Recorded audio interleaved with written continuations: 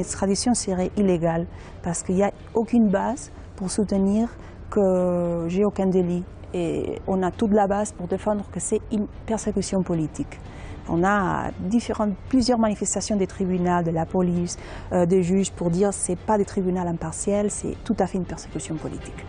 Muy buenas noches y bienvenidos a las noticias de Intereconomía. Es martes 20 de febrero y hoy ya tenemos a una nueva huida de la justicia. Se trata de la exdiputada antisistema de la CUP, Ana Gabriel. Alba Vila, buenas noches. Buenas noches, Gonzalo. Lo anunciaba la propia Ana Gabriel en una entrevista a la televisión suiza País, en el que desde que mañana estará oficialmente huida. Asegura que no vendrá mañana a declarar ante el Tribunal Supremo porque considera que no se dan las condiciones necesarias para tener un juicio justo. Asegura que intentará rehacer su vida en Suiza y si no lo logra pedirá asilo político. Un nuevo caso de la cobardía por parte de la cúpula separatista catalana. Ya son 6 los huidos, 6 representantes del independentismo que durante años han tensado la cuerda, han incumplido las leyes, han desafiado al Estado y cuando ha llegado la hora de la verdad no se han atrevido a dar la cara ante la justicia y responder por sus actos. Repasamos el resto de noticias de este martes en titulares.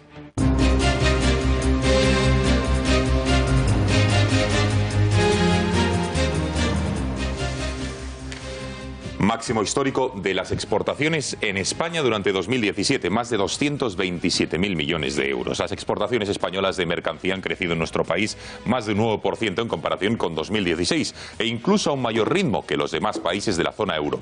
Todos los sectores han crecido a excepción del automóvil. Aún así, estos datos no han evitado un incremento en el déficit comercial, ya que las importaciones han crecido aún con más fuerza, en concreto 10,5% hasta más de los 300.000 millones de euros. 10 años unidos por el AVE. Se cumple una década del estreno de la línea de alta velocidad entre Barcelona y Madrid. Este aniversario coincide con un aumento del número de pasajeros y una cuota de mercado que ya supera a la de las aerolíneas. Además, la mirada está puesta en el próximo 2019 con la creación de unos billetes low cost en esta misma línea. Una línea que suma ya 85,5 millones de pasajeros en 10 años y más de 11.000 pasajeros al día. En la Audiencia Nacional, el expresidente de Caixa Cataluña y exministro socialista, Narcís Serra, ha declarado hoy por el agujero patrimonial de 720 millones de euros por unas supuestas operaciones inmobiliarias irregulares durante más de 10 años, entre el año 2000 y 2013. Al igual que el resto de investigados, ha alegado Narcís Serra que el Banco de España supervisó todas estas operaciones de la expansión inmobiliaria de la entidad, un proceso que arrastró al banco, que terminó rescatado, recordamos, por 12.000 millones de euros, todo con dinero público. Un grupo de astrónomos han confirmado el descubrimiento de la supernova más distante jamás detectada. Una gran explosión cósmica que tuvo lugar hace 10.500 millones de años. Tiene su origen 3.300 millones de años después del origen del universo. La estrella explosiva ha sido detectada por un proyecto internacional para mapear las galaxias y así obtener información sobre la energía oscura.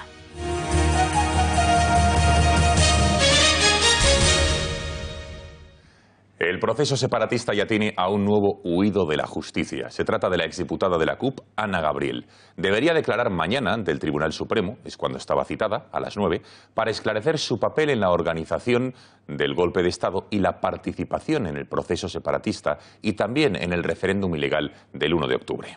Tras los rumores que apuntaban a que su paradero era Venezuela, ayer conocíamos que Ana Gabriel se encontraba en Ginebra, Suiza, lugar en el que ya ha anunciado que va a quedarse y así evitar acudir a la cita con la justicia española. Esta estrategia procesal de Ana Gabriel, tal y como nos han confirmado diversas fuentes, corresponde a una decisión tomada desde hace un cierto tiempo.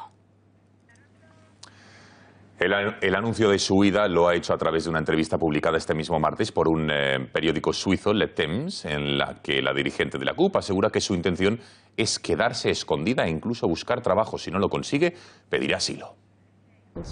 Il y aurait la possibilité que depuis le même mercredi, le juge annonce qu'il va demander mon extradition. Et alors, c'est la Suisse qui va décider ce qu'elle veut faire avec moi. Moi, on analyse aussi avec les avocats qu'une extradition serait illégale parce qu'il n'y a aucune base pour soutenir que j'ai aucun délit. Et on a toute la base pour défendre que c'est une persécution politique. On a plusieurs manifestations des tribunaux, de la police, des juges pour dire que ce n'est pas des tribunaux impartiels, c'est tout à fait une persécution politique. Si je reste là, je vais essayer de reprendre la voie académique. J'étais professeur de droit à l'université de Barcelone aussi. Je vais essayer de travailler, je vais essayer de m'installer ici. Si je ne peux pas, parce qu'il y a une demande d'extradition, je vais solliciter l'asile politique. Entre las principales reacciones políticas, el Ejecutivo de Mariano Rajoy ha tachado esta huida de profundamente antidemocrática y de cobarde.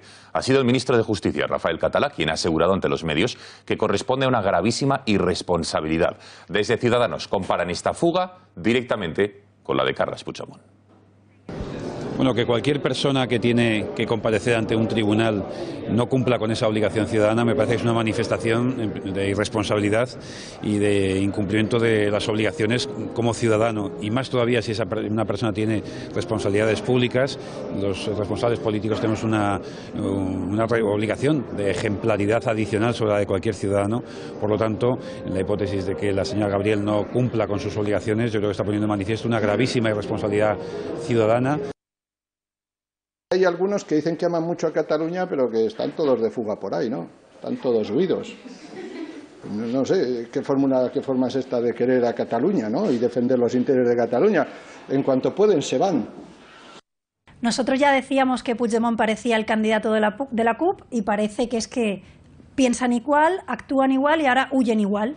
Por tanto, la CUP y Puigdemont tienen el mismo modus operandi cuando de huir de la justicia se trata.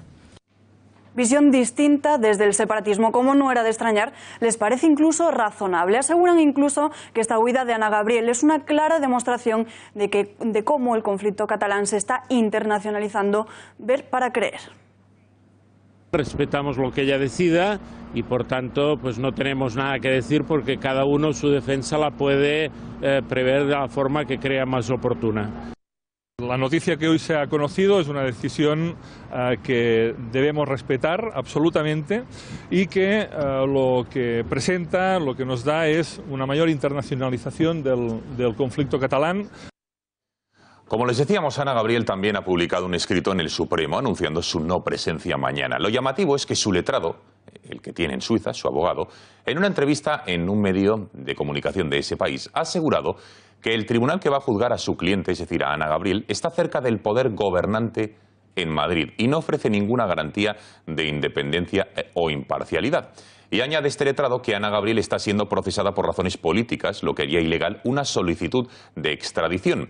Por último, asegura que confía en que las autoridades suizas se nieguen a legitimar el encarcelamiento de parlamentarios por defender el derecho a voto.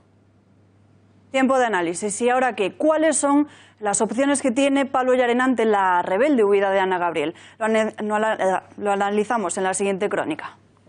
La dirigente de la CUP, Ana Gabriel, permanece en Suiza y no acudirá mañana a declarar ante el Tribunal Supremo, al considerar que no iba a tener un juicio justo en España. La exdiputada se quedará en Suiza, cuyo código penal no tipifica como tales la sedición ni la rebelión, aunque en su artículo 265 castiga con penas de entre 1 año de cárcel y cadena perpetua los siguientes delitos contra el Estado: intentar cambiar mediante la violencia la Constitución o separar mediante la violencia parte del territorio. Esta advertencia pondría en entredicho la estrategia de la dirigente antisistema, que se desplazó esta semana hasta Ginebra para preparar su defensa con el abogado Olivier Peter, que llevó casos de extradición de colaboradores de ETA como Nekane Txapartegi, arrestada en 2016 en Zúrich.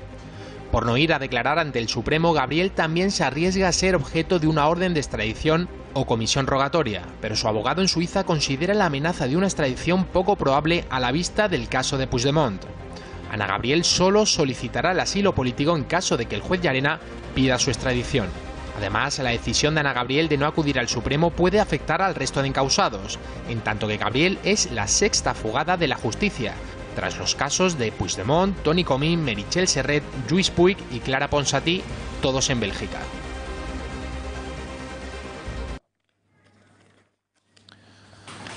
Un claro ejemplo de cómo el verdugo se presenta como una víctima. En este informativo hemos querido desmontar las palabras de Ana Gabriel y mostrar quiénes son en realidad los violentos. Patricia Tenorio, muy buenas noches. Buenas noches. Si hablamos de violencia acreditada, aquí les vamos a mostrar casos concretos.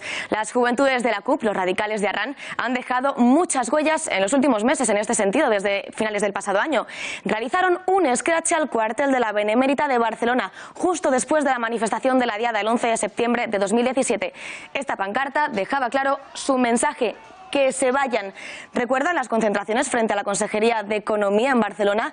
De pacíficas no tenían absolutamente nada. Nosotros estuvimos allí. Miradas intimidatorias, empujones, agresiones, botellazos e insultos son solo algunas de las cosas que tuvieron que sufrir los agentes, pero también los medios de comunicación. El acoso a los agentes comenzó cuando atacaron sus coches. Se los abollaron, cristales rotos, ruedas pinchadas o vidrios con pegatinas. Así se encontraron los agentes sus vehículos, pero los actos vandálicos no se quedaron ahí.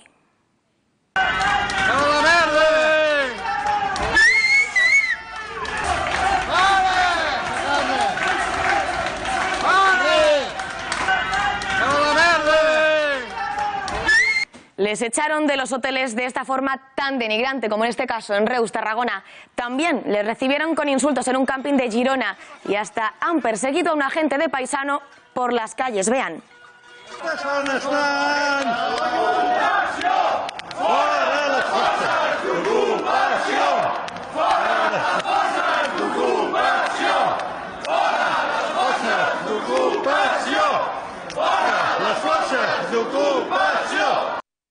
¿Acaso hay derecho a esto? Los políticos constitucionalistas también han recibido lo suyo de los de Arran. El líder del PPC, Xavier García Albiol, no pudo descansar tranquilo. Esta noche un grupo de radicales se agolparon a las puertas de su casa.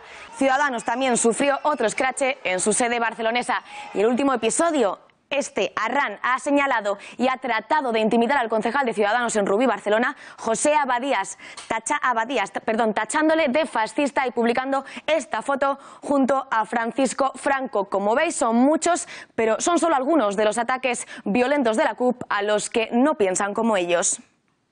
Muchísimas gracias, Patricia. Esta explicación que acabamos de ver de los ataques de la CUP a un sector de la población en Cataluña, ese sector que no piensa como ellos, ese sector que quiere seguir siendo español, viene como consecuencia de lo que hoy la diputada o exdiputada antisistema ha declarado en esta televisión suiza. Entre otras cosas, ha dicho, y cito textualmente, que sobre la Guardia Civil ha dicho que es quien la señala como una activista feroz, por lo que deduce Ana Gabriel, y vuelvo a citar textualmente, que el Estado ha iniciado una caza de brujas o incluso que grupos fascistas la han amenazado de muerte. Escuchen. La Guardia Civil me señala como una activista feroz, pero soy pacífica. Todo el gobierno está amenazado. El Estado español ha iniciado una caza de brujas contra maestros, policías, políticos e incluso simples electores. Grupos fascistas me han amenazado de muerte y el gobierno central no actúa para frenar la violencia de estos radicales. Veamos ahora el doble rasero de medir de la CUP, porque cuando Carles Puigdemont huía de la justicia, desde la CUP ponían el grito en el cielo. Sin embargo, ahora que lo hace Ana Gabriel, lo justifica.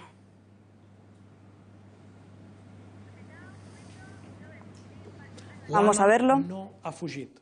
L'Anna ha buscat refugi, com tantes altres persones fan avui en el nostre planeta per una persecució política. Falta de transparencia. Consideramos que no solo nosotros como CUP Crida Constituent, sino que todo el país necesita saber qué hoja de ruta tiene el gobierno, por qué está en Bruselas o por qué no está en otro sitio, cuánto tiempo va a estar, y pedimos transparencia. No declarar la independència seria una deslleialtat no a la CUP, no a la majoria del moviment independentista, no al propi grup parlamentari de Junts pel Sí, seria una deslleialtat als més de 2 milions de persones.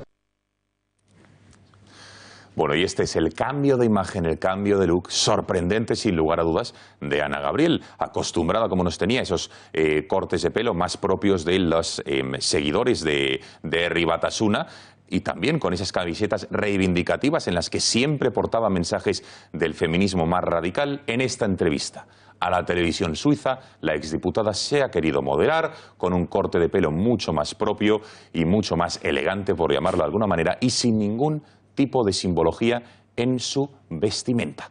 Ver para creer, sin lugar a dudas.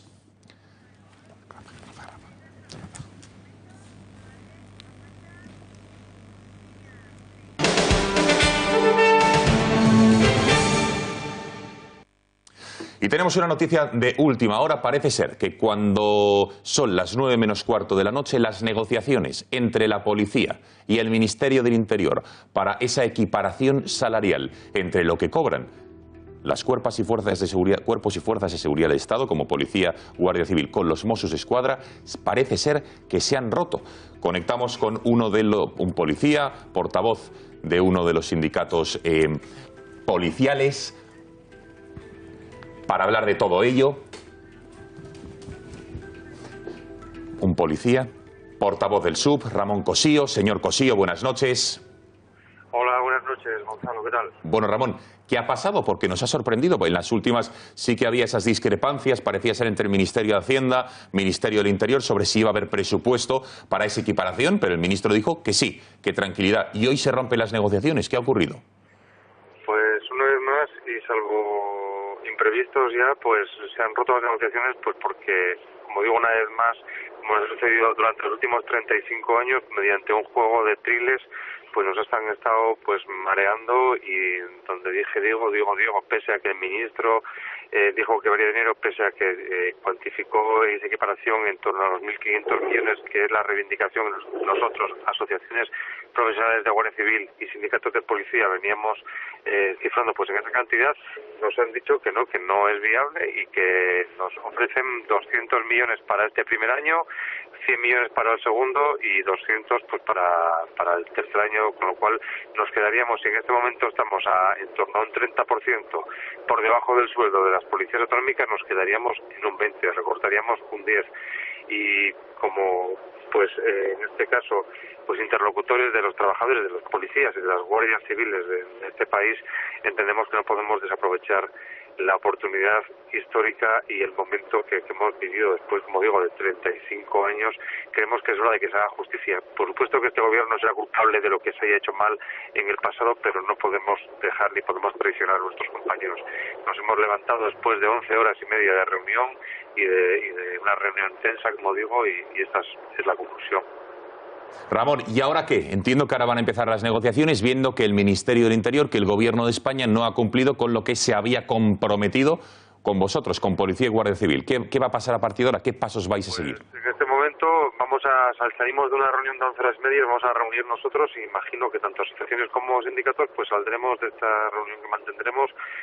Celebraremos una rueda de prensa si no hay novedad en el día de mañana, y anunciaremos las medidas de presión que vamos a empezar a hacer, que pues encaminadas todas ellas a obtener ese reconocimiento a nuestro trabajo, al esfuerzo que hacen los compañeros, pese a ver muchos menos compañeros, casi 10.000 policías menos, 11.000 menos que en el año 2011 y 15.000 guardias civiles menos. Seguimos manteniendo unos niveles delincuenciales que son la envidia de toda Europa, pese a ser los cuerpos que menos cobran, y que, como digo, presionarán al gobierno y que en ningún caso tendrán una incidencia negativa sobre el ciudadano, pero no podemos seguir durante más años ni durante más tiempo en esta situación.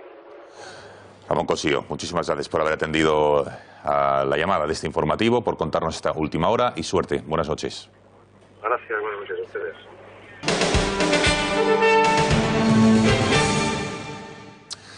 Seguimos con la crónica judicial, que está, digamos, acorralando a todos los líderes independentistas, porque quien no ha huido hoy de la justicia ha sido Artur Mas y Neus Lloveras. Esta misma mañana han acudido al alto tribunal para responder ante las preguntas de las acusaciones y a los informes que los sitúan como miembros del comité que habría planificado y organizado la hoja de ruta independentista. Ambos han quedado en libertad, sin medidas cautelares. Y eso pese a que tras su declaración la acusación popular ejercida por Vox y la Fiscalía solicitaba una fianza de 60.000 euros, la retirada del pasaporte y comparecencias quincenales. Finalmente el magistrado ha decretado libertad sin fianza para el expresidente. A su salida del tribunal, Artur Mas atendía a los medios de comunicación que allí se postraban y aseguraban que no se retracta de nada, que el referéndum del 1 de octubre fue real, pero que la declaración unilateral de independencia fue puramente simbólica. La verdad es que efectivamente hubo un referéndum el 1 de octubre. También es verdad que la declaración de independencia del 27 de octubre pues, tuvo un valor puramente simbólico. El referéndum fue algo real. La declaración de independencia tenía más un carácter parlamentario y simbólico, lo he explicado así. No me he tenido que retractar de nada.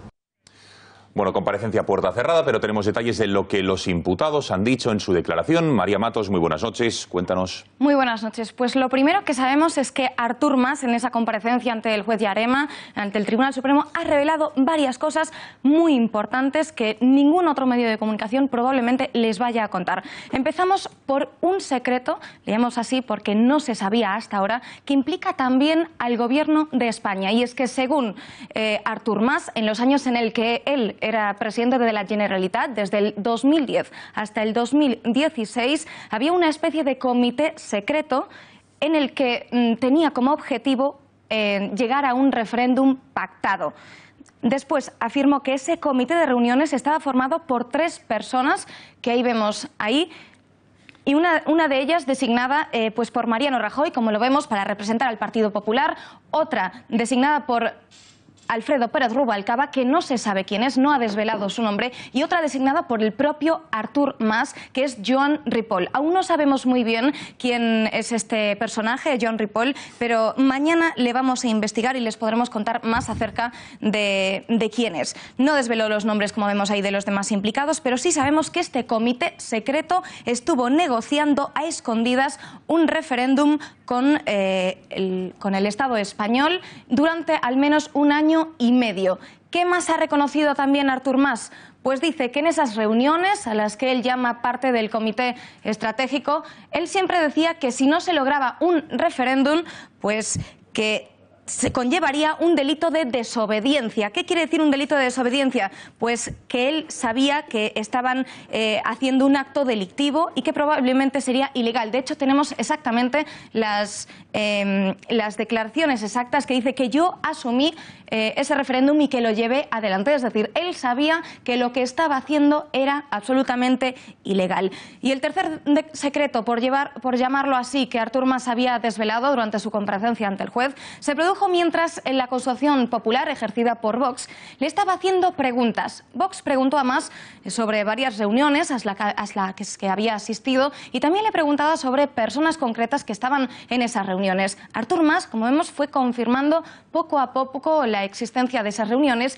sin darse cuenta de que en realidad lo que estaba confirmando eran una por una las reuniones anotadas en el documento Enfocats, en el que la Guardia Civil requisó en la casa de Josep María Jové, por lo que confirma la veracidad de ese documento. Esto en cuanto a Artur Mas, pero vamos a ver ahora qué es lo que ha declarado Lloveras. Lo más destacable en su declaración fue cuando le preguntaron que por qué había recomendado votar en el referéndum ilegal a más de 800 ayuntamientos si sabía que estaba suspendido por el Tribunal Constitucional. Pues su respuesta fue que no era ilegal porque estaba reconocido, y vemos, como en varios tratados internacionales, como el derecho a decidir. Y cuando le pidieron que nombrase alguno de esos tratados, pues simplemente ella quedó en evidencia diciendo que no recordaba ninguno de esos tratados internacionales de los que hablaba. Pues mira, quien queda retratado en este caso ha sido la señora Lloveras. Muchísimas gracias. Información interesantísima la que nos acaba de contar María Matos sobre esas reuniones. En concreto, del año 2010 al año 2016,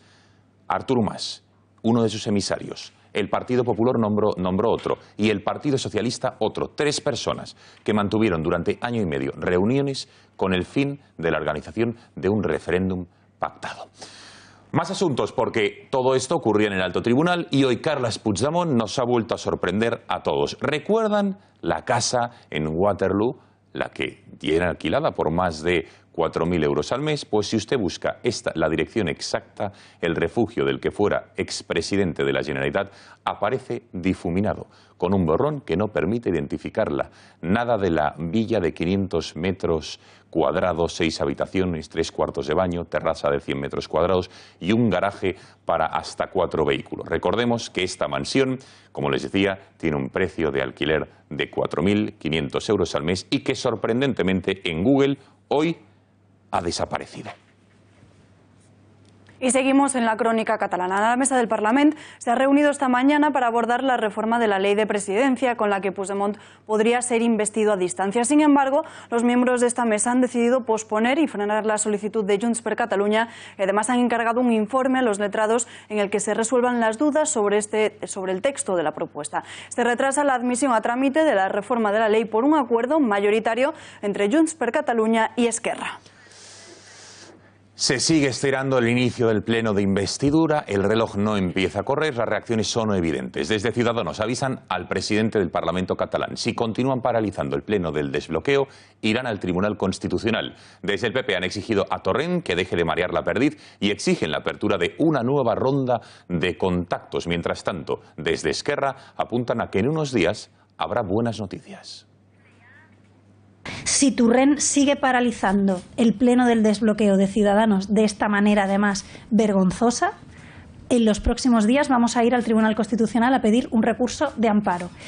Y le digo, tiene una oportunidad en la próxima Junta de Portavoces que se tendrá que celebrar de manera extraordinaria, porque así lo vamos a pedir en las próximas horas por una petición en el registro del Parlamento.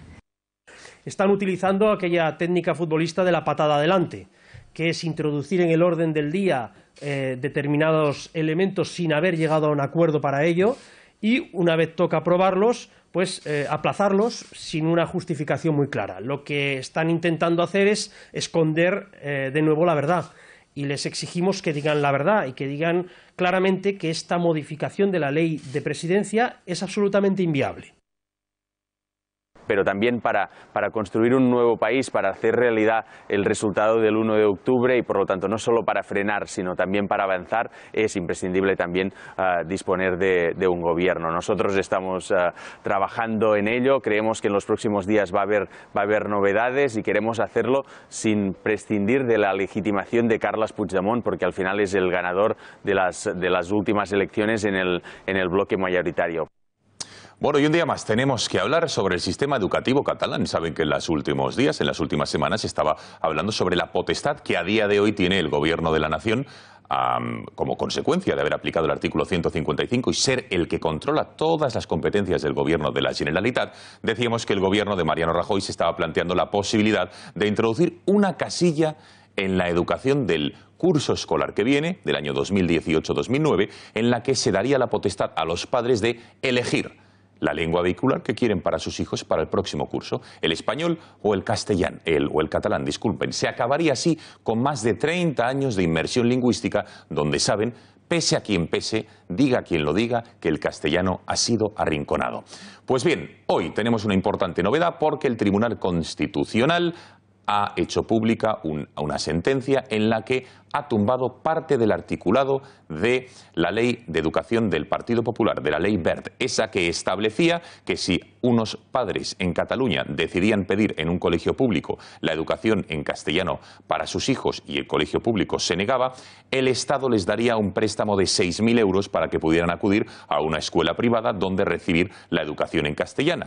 En castellano, un préstamo, unos 6.000 euros que después le cobrarían a la Generalitat. Pues bien, el Tribunal Constitucional ha tumbado varios artículos de esta ley diciendo que se inmiscuyen en las competencias de educación que tiene la Generalitat.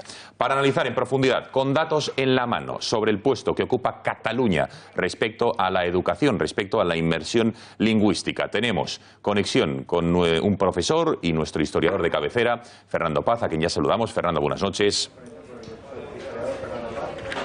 Bueno, a vueltas con la inmersión Buenas noches, lingüística. Gonzalo, ¿qué tal? Gracias, Fernanda. A vueltas con la inmersión lingüística. ¿Cómo es el conocimiento de la lengua española que se aprende en Cataluña en un sistema educativo en el que el español es arrinconado? ¿Cómo lo consideras? Bueno, pues en la pregunta prácticamente está implícita la respuesta. Es un conocimiento deficiente de la lengua española, no solamente de la lengua española en sí, sino de la lengua española como lengua vehicular, como ahora se denomina, de cualesquiera otras asignaturas, porque efectivamente la lengua española en Cataluña está arrinconada en el sistema educativo. Los informes PISA no dan malos al conocimiento de la lengua española entre el alumnado catalán. ¿Hay trampa en estos datos o son reales? Bueno, en general, el nivel de Cataluña con respecto a las comunidades autónomas ricas de España, que es con quien hay que compararlo, porque si no es trampa, es bastante deficiente. No es que la situación no sea buena, es que es francamente mala. Con excepción del País Vasco, sus calificaciones están por debajo del resto de ese tipo de comunidades autónomas. En el caso de comprensión lectora, en el caso de matemáticas y en el caso de ciencias. En los tres está considerablemente por debajo de la media de esas regiones ricas. Fernando, los defensores del catalán aseguran que si no se protege la inmersión lingüística, el catalán correría el riesgo de desaparecer. ¿Dónde situarías la barrera de protección de una lengua y el respeto a la libertad de los padres de educar a sus hijos como quieran? Bueno, los que se pueden titular como defensores del catalán, que no lo son, son defensores de la inmersión, de una inmersión ideológica. Hace 30 y 40 años, incluso menos, justificaban la necesidad de impartir clases en catalán porque cuando un alumno recibía una educación en una lengua diferente a la lengua materna, sus calificaciones y por tanto su formación se resentían notablemente. Tenían razón, pero aquello que ellos reclamaban para sí entonces, ahora no se lo quieren conceder a quienes no piensan como ellos. Es decir, que les niegan lo mismo que ellos pedían hace 25, 30 o 40 años. La barrera entre unos y otros, digamos, entre quienes defienden esa necesidad de la inmersión y la libertad de los padres, está en ningún sitio. Hay que atender a la libertad de los padres porque son quienes tienen todo el derecho. Vamos a profundizar en lo que ha dicho anteriormente. Respecto a las materias de los nacionalistas y Pablo Iglesias defienden la ultranza, la secuela catalana, amparándose en este informe. ¿En qué nivel está la educación en la región? El nivel de la educación en Cataluña, como hemos comentado antes, es un nivel que está por debajo de la media de las comunidades autónomas ricas, que es con quien hay que compararlo. Está por debajo de Madrid, está por debajo de Castilla y León, que no anda entre las comunidades más ricas, pero que sí es una comunidad con un alto nivel educativo. Está por debajo de todas ellas. Bueno, por cierto, Fernando, esta noche, después del informativo, tiempos modernos, ¿no? ¿Sobre qué vais a hablar en el programa de hoy? Pues esta noche en Tiempos Modernos hablaremos sobre un tema creo que muy interesante, que es Hitler y Mussolini antes de que fueran amigos. Interesantísimo. Gracias, Fernando. Buenas noches. Ha sido un placer. Muy buenas noches.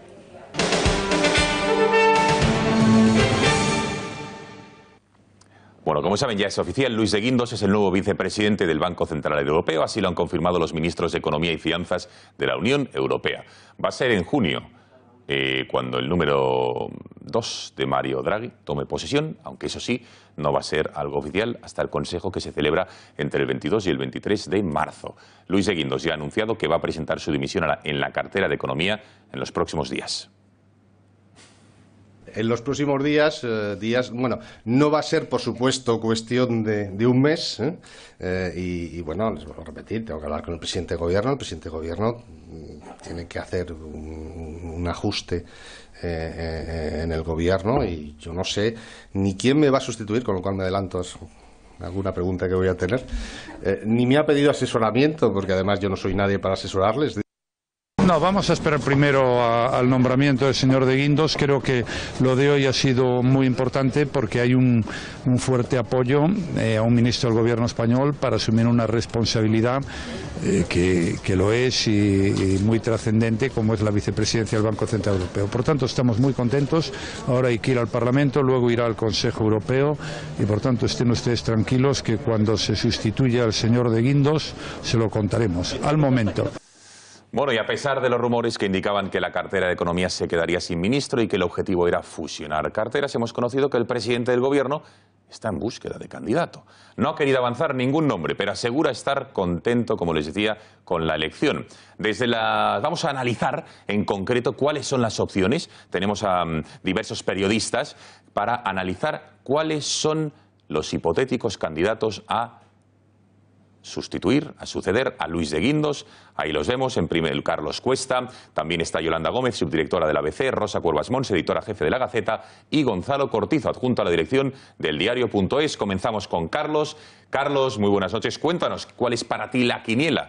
Los que más posibilidades tienen de suceder a Luis de Guindos. Buenas noches. Pues muy buenas noches.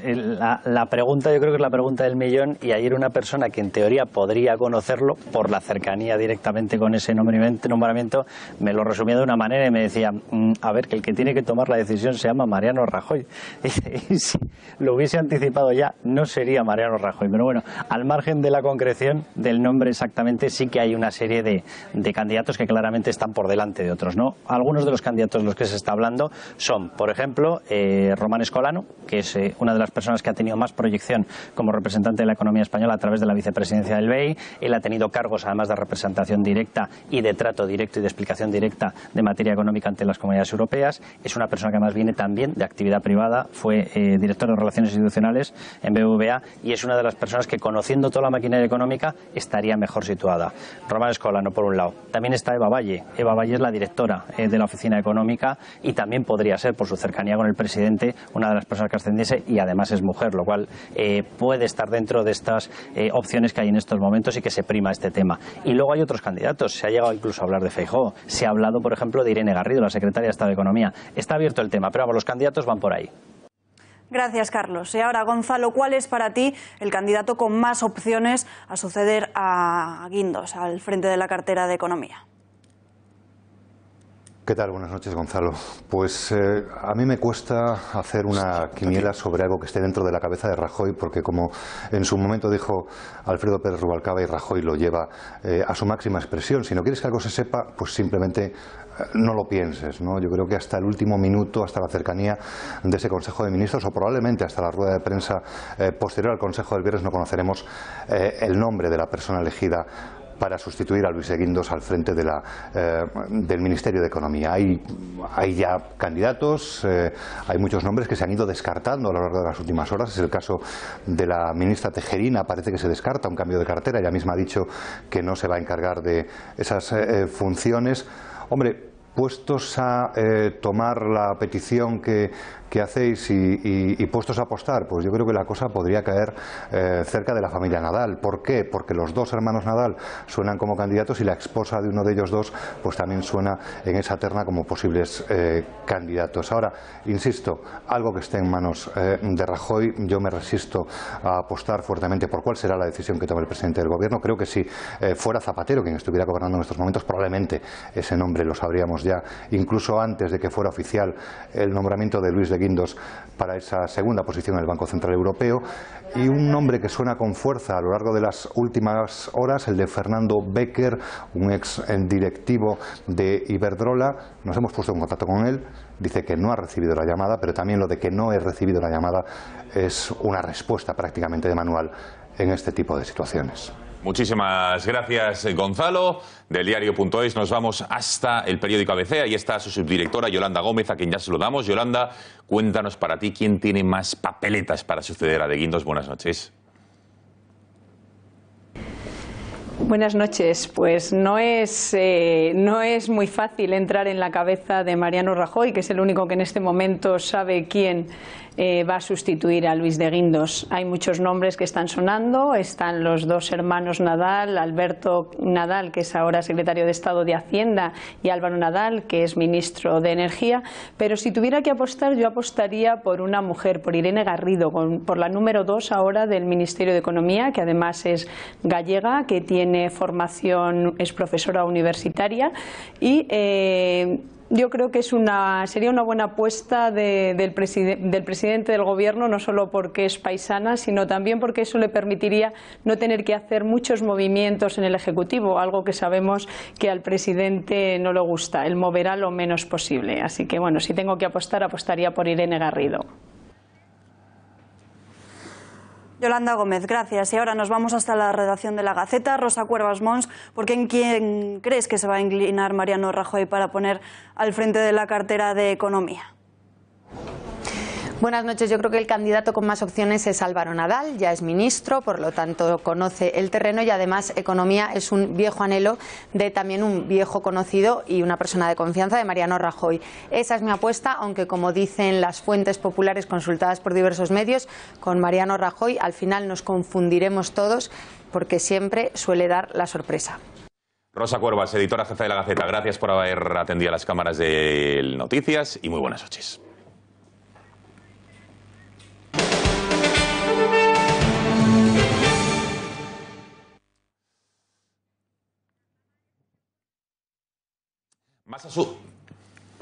Más asuntos de la lucha policial. Hoy se ha detenido en Murcia a un marroquí por adoctrinamiento y enaltecimiento del terrorismo yihadista. El detenido es un hombre de 31 años que publicaba y difundía en la red a través de sus 3 perfiles diferentes en redes sociales varios vídeos elaborados por la productora oficial del Estado Islámico. Según apunta el Ministerio del Interior, este ciudadano de Marruecos animaba a los demás usuarios a unirse a la yihad y estaba inmerso en un peligroso proceso de radicalización. 3 detenidos en Francia por su posible vinculación con Drais Okubar, terrorista encarcelado que pertenecía a la célula terrorista que perpetró los atentados en Barcelona y Cambrils, que se llevaron la vida de 14 personas. Las detenciones se han producido en el sur de Francia, donde también se han llevado a cabo diferentes registros en varios domicilios. El ministro de Interior lo ha anunciado a través de su cuenta de Twitter. Dice, una operación conjunta de los servicios policiales franceses, la Guardia Civil y los Mossos ha permitido la detención de 3 personas por su presunta vinculación con uno de los miembros de la célula terrorista que atentó en Barcelona y Cambrils.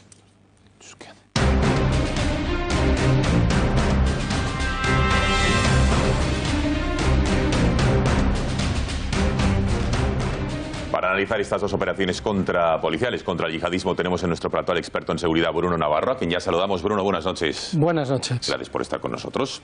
Bueno, empecemos por la detención, si te parece, del seguidor del ISIS en Murcia. ¿Qué sabemos del detenido y qué planes o intenciones tenía? No hay mucho que se sepa, aparte de que es un clásico de estos últimos años en este tipo de detenciones. Marroquí, joven, vinculado a varios detenidos en el pasado que estaban en su entorno, y las acusaciones clásicas también, adoctrinamiento y enaltecimiento de otros, pero también sobre sí mismo. ¿Qué significa esto? Adoctrinamiento y enaltecimiento de otros para realizar la yihad aquí en España. Ojo, con contenidos del Estado Islámico. Radicalizar el Estado Islámico. Y esto es importante porque parece que el Estado Islámico ha muerto como califato en Siria e Irak, pero sigue la idea del califato, la idea del Estado Islámico sigue vigente en todo el mundo y sigue siendo atractiva, ¿no?, para los islamistas. Y luego lo que se ha comentado aquí hace un momento, no solamente radicalizaba a otros para cometer la yihad violenta en nuestro país, sino también él mismo se estaba autoadoctrinando, radicalizando cada vez más y estaba ya muy cerquita de poder cometer atentados él mismo en ¿Cómo España. se autoadoctrina él mismo? Entiendo que él yendo a las fuentes, ¿no? A las fuentes del radicalismo. Las mismas fuentes, de hecho, las mismas fuentes que él utilizaba para los demás. De hecho, desde 2015 la radicalización, el autoadoctrinamiento es un delito penado por la ley. Se persigue a aquellos que se autorradicalizan consumiendo contenidos por Internet. Bruno, ¿y cómo se controla o cómo se combate el proselitismo y la captación de yihadistas en pleno siglo XXI y más con esta era de Internet, redes sociales? ¿Se puede poner puertas al campo o es algo incontrolable? Bueno, primero diría que lo que hay es una demanda, aunque parezca mentira, hay una demanda, como en todo delito que se consume por las redes o en la calle, hay una demanda de yihadismo, es así. No solamente hay una oferta, es decir, aquellos que son víctimas de la radicalización islámica no son pobres ovejitas que estaban que de repente algo había ya antes, ¿no? Y eso que algo ya había era una necesidad de algo más, en general una islamización ya bastante fuerte que llega al radicalismo. Por lo tanto, en nuestro país, con ese 4% de población musulmana, es fácil que esta radicalización, esta demanda que hay en una parte de esa población, pues sea satisfecha por alguien. Segundo, que diría es que la lucha está perdida, la lucha contra la delincuencia en las redes está perdida. Sí que son puertas al campo, pero es una batalla que hay que dar, es como la batalla con las drogas, se puede pensar que está perdida, pero si no se da, las consecuencias son mucho peores. Las ventanas, los ordenadores serían ventanas a un mundo infernal, ¿no? Con lo cual hay que seguir dando la batalla, aunque son puertas al campo. Y luego hay que decir otra cosa, por mucho que se pongan, aunque se pudiera controlar Internet, la célula que nos ha matado recientemente, que es la célula de Ripoll en Barcelona, era adoctrinada no por la red, sino por el imán de la mezquita, en persona, con lo cual ahí las redes daba igual que se controlaran porque era algo que se hacía en persona. Vamos a ver, cambiamos de operación policial, nos vamos hasta Francia. ¿Qué sabemos de los 3 detenidos? ¿Qué papel tuvieron o qué relación tuvieron con los atentados del pasado mes de agosto en Barcelona? Vale, ya se ha comentado antes qué es lo que se ha dicho de forma más o menos pública, ¿no? La versión oficial, ahora contigo. No. Tampoco es que tenga... La real. Bueno, no, el motivo de la detención es que efectivamente estaban vinculados estas 3 personas a Adris Ouakbir, que como sabemos es uno de los detenidos, de los 2 supervivientes de los 12 miembros de la célula, 2 están en prisión y 10 murieron, ¿no? Pues este Adris Ouakbir, uno cuyos hermanos murió en los atentados, no murió en los atentados, sino que fue abatido por la policía en Cambrils, pues este hombre está vinculado a esos 3 detenidos en Francia. ¿Y de qué se sospecha de estos 3 detenidos? Pues parte de la célula que atentó en Cambrils y en Barcelona viajó a Francia días antes del atentado. No se sabe exactamente a día de hoy qué hicieron. Se les ha visto comprando una cámara de fotos, haciéndose fotos en la Torre Eiffel, etcétera. Pero, naturalmente, como bien ha dicho el prefecto de la policía... ¿En la Torre Eiffel? En la Torre Eiffel, viajaron a París. Ah, viajaron a París, vale. Y lo que decía el prefecto de la policía parisina es: no creo que días antes de cometer estos atentados viajaran a París a comprar una cámara de fotos en la FNAC. Con lo cual, esta es la razón de la detención. Se quiere saber qué vinculación hay, porque hay tres razones del viaje. Se sospecha que hay tres razones de este viaje. Uno, recuperar material necesario para la fabricación de esos explosivos. Dos, sería contactar con cómplices, que es el caso de estas detenciones, porque son los cómplices que sospecha que tendrían. Y tres, que también es bastante posible, estudiar objetivos. Hay que tener en cuenta que el plan inicial era llenar varias furgonetas, no una, se sospecha que eran varias furgonetas llenas de explosivos para atentar no solamente en Barcelona, sino quizás también en Francia. Luego, estos tres detenidos pueden tener mucha información muy útil. De lo ocurrido en esos atentados de Barcelona y en Cambrils hay muchas dudas por resolver a día de hoy todavía. De hecho, Ciudadanos pidió una comisión de investigación en el Congreso para despejar y aclarar estas dudas y demás incógnitas. ¿Qué crees que falta por resolver o revelar de lo ocurrido en aquel fatídico día? Yo creo que aquí, a diferencia del 11M, donde ha habido muchas teorías de conspiración y hay muchos intereses contrapuestos, aquí creo que no hay gran cosa secreta ni intereses ocultas. Quedan dudas. Es verdad que realmente la célula operativa pereció en aquellos días, esos 10 muertos.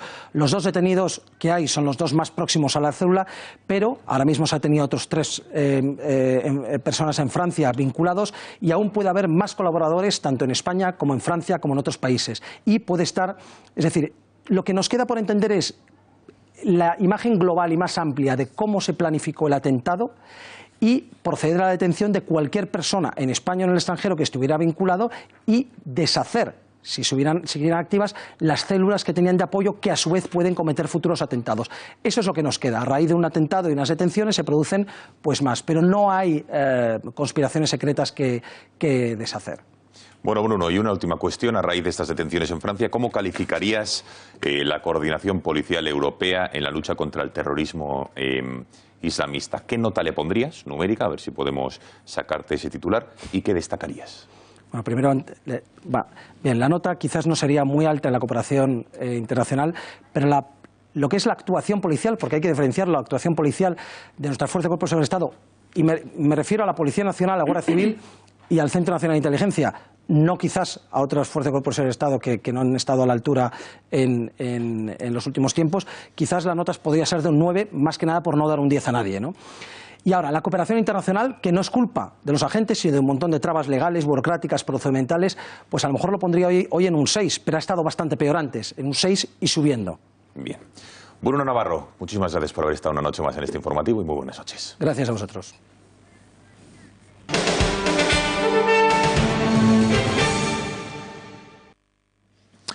Bueno, y esta noche se está celebrando en Madrid, les cito textualmente, la gala de entrega de premios de los terceros premios Rescatadores, unos galardones que premian a la gente que se ha caracterizado y destacado en la ayuda a mujeres en riesgo de aborto y de exclusión. En concreto, este año se otorgan 5 premios especiales a aquellas personas destacadas en la defensa del no nacido, unos galardones que organiza la asociación Más Futuro y Rescatadores Juan Pablo II. Nos vamos en directo hasta la gala. Allí se encuentra nuestra compañera Marta García Villanueva. Marta, muy buenas noches. ¿Qué ambiente se respira a estas horas en esta gala?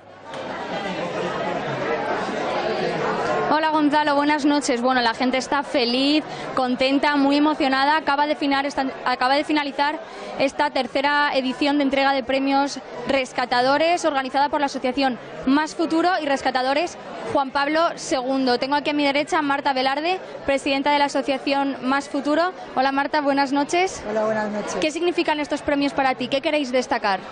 Bueno, es el reconocimiento a mucha gente que anónimamente sale corriendo de exámenes para intentar salvar bebés, viene corriendo los fines de semana después de trabajar toda la semana para salvar bebés, y con una labor oculta, desinteresada, gratuita. Hoy es su día. Y cuéntanos cómo va la asociación, porque ayudáis a mujeres que están en riesgos de aborto, de exclusión social incluso. ¿Cómo va? Bueno, ayudamos a todas las mujeres que nos dejan sus datos en las cercanías de los abortorios, porque nosotros no nos ponemos muy cerca, nos dejan sus datos en su teléfono, las llamamos y las ayudamos. No tenemos límite de ayudas, las ayudamos de por vida a salir adelante, no solamente con el bebé que hemos rescatado, sino con su entorno familiar, con todo. ¿Y cómo os financiáis? ¿Recibís alguna ayuda pública, por ejemplo? No tenemos ninguna subvención pública, ningún voluntario, nadie cobra, se lo llevamos a rajatabla. Todos tenemos nuestro trabajo y nos financiamos con donaciones, parte de nuestro sueldo, y es lo que nos financiamos. La verdad es que nunca falta, siempre hay gente buenísima, gente que recoge comida en los supermercados para la asociación, madres que gratuitamente crean un WhatsApp para ayuda a la asociación, así. ¿Y hay algún partido político que se haya interesado por vuestra causa? La asociación es apolítica.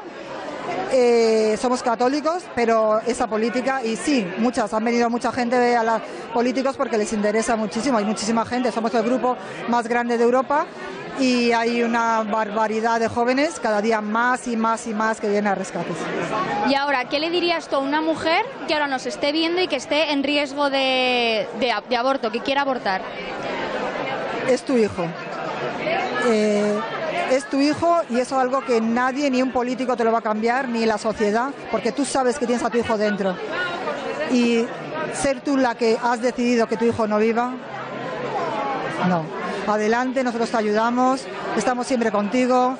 Al final, lo que quiere uno es ser feliz, meterse en la cama sabiendo que lo que ha hecho está bien y es uno feliz, y nunca es eligiendo que tu hijo no viva. Muchísimas gracias, Marta. Buenas noches. Y ahora tenemos aquí a Javier Palacios, un rescatador veterano, tengo entendido. Sí, bueno. Cuéntanos en qué consiste el rescate. Bueno, rescate es lo que hacemos, estamos en la puerta de las clínicas abortistas y cuando las chicas van a entrar para abortar, pues lo que hacemos, nos acercamos a ellas, les entregamos un folleto con la información de la asociación y les contamos un poco en lo que les podemos ayudar. Muchas veces nos encontramos a chicas que están muy solas, que nadie les apoya. Muchas veces hay chicas que directamente nadie en su entorno espera que ellas puedan seguir adelante con su niño, que al final es su niño, es su bebé. Y nosotros lo que hacemos es un poco animarlas, hacerles ver que hay otra salida. Muchas veces, pues desde los mismos estamentos públicos, simplemente lo primero que le dan es una subvención. Oye, pues ella cuenta que está embarazada y lo primero prácticamente que hay es su entorno le dice, oye, pues conozco esta otra clínica para abortos, pero nadie parece que haya que le dé la opción de poder tener a su niño. Entonces, les contamos un poco nuestra experiencia con otras chicas. Hay muchísimas chicas, cada chica viene con un drama diferente, una historia diferente. Entonces les comentamos un poco cómo las vamos a ayudar y les comentamos que lo que les va a hacer feliz es poder estar con su niño, abrazar a su niño, tener a su niño, porque lo que van a hacer en esa clínica que es abortar a su hijo que solo la tiene a ella, es decir, ese niño solo depende de la decisión de esa madre, ¿no? Entonces las intentamos hacer ver que ese niño que depende de ella y que es su niño, que es su bebé, lo que le va a hacer es, por el camino que ella cree que es el más difícil, que es el que tener al niño, que no va a ser un camino fácil, es el que le va a hacer feliz. Y Javier, y por último, ¿cómo empieza esta conversación con una mujer que está a punto de abortar? Bueno, pues primero, brevemente, por favor. Sí, le damos la enhorabuena primero por su embarazo, porque tiene una vida, tiene un niño, y le contamos esas ayudas que le podemos dar, y un poco hablamos con ella, que nos cuenta un poco su experiencia. Muy bien, muchas gracias. Buenas noches. Pues Marta, muchísimas gracias por la cobertura de estos premios, enhorabuena a los galardonados, y Marta, gran trabajo, buenas noches.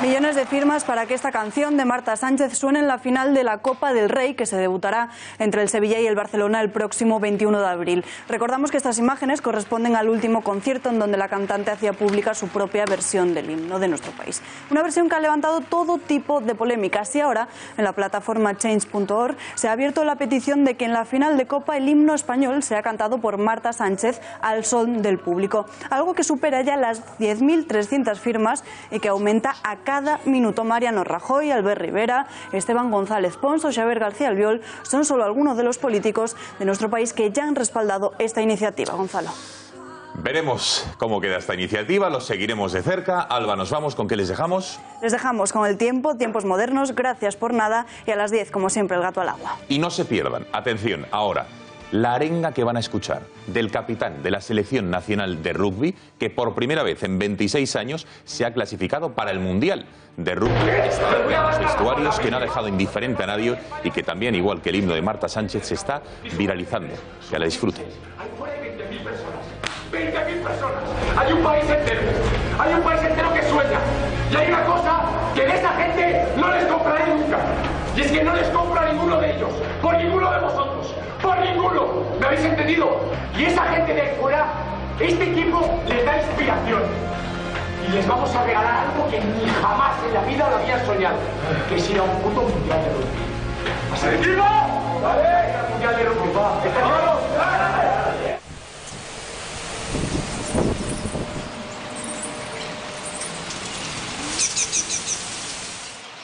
Durante este miércoles, sin duda, la noticia va a estar en el descenso de las temperaturas. Bajan las mínimas y las máximas, vuelven las heladas, pero además baja la cota de nieve en el norte, a unos 300-600 metros de altitud.